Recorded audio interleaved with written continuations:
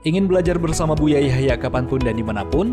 Dapatkan segera flashdisk MP3 Buya Yahya. Berisikan berbagai materi kajian lengkap bersama Buya Yahya.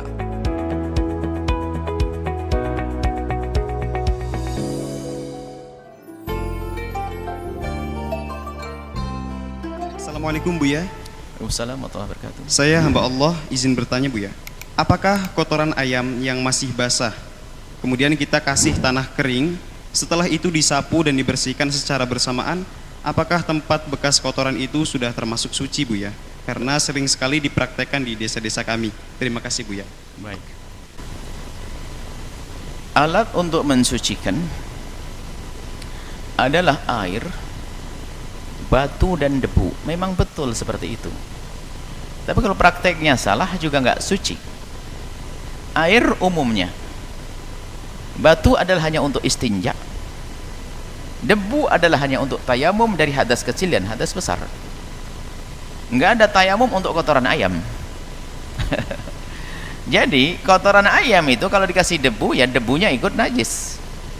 Dan yang tersisa memang bersih, bahkan kalaupun Anda cium nggak ada aromanya, tapi tetap saja itu najis. Hanya akan berubah menjadi najis hukumnya. Najis hukumnya itu hukumnya saja najis, tapi tidak terlihat di mata dan tidak tercium oleh hidung.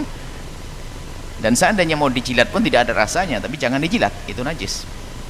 Yang jelas itu tidak menjadi suci. Kalau ada kebiasaan di kampung Anda, yaitu kebiasaan salah yang harus dirubah. Cara merubahnya ditambah sedikit saja. Mungkin karena dia basah, sehingga untuk mengeringkannya, kalau zaman dulu memang di kampung tidak ada namanya tisu kering, maka dengan cara ditabur tanah. Setelah ditabur tanah, tentunya harus kita bersihkan agar betul-betul tidak ada tanah tersisa di tempat tersebut. Kalau sudah bersih dari tanah, maka wilayah tersebut yang terkena najis tersebut menjadi najis, namanya najis hukmiyah. Adapun najis hukmiyah, cara membersihkannya cukup di wilayah, misalnya wilayah itu sebesar telapak tangan yang terkena najis, Anda tuangkan air, Anda tuangkan air ke tempat tersebut. Yang penting air itu sudah merata ke seluruh wilayah yang terkena najis, maka itu sudah suci. Dan sisa airnya tidak menjadi najis. Karena apa? Najis yang sudah najis hukmiyah. Tapi kalau najis ainiyah ternyata merubah yang namanya air yang datang, maka berubah menjadi najis semuanya.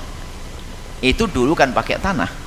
Kalau sekarang biasanya kalau orang pengen buru-buru mensucikan lantainya karena ada kotoran ayam, maka ambil tisu kering, karena ada tisu, bersihkan tisu najis dan dibuang ke tempat sampah, bersihkan sampai bersih sehingga tidak ada bebasahan, tidak ada aroma, tidak ada, sudah namanya najis hukmiyah. Jika najis hukmiyah cara mencucikannya sangat beda dengan najis yang betul ainiyah.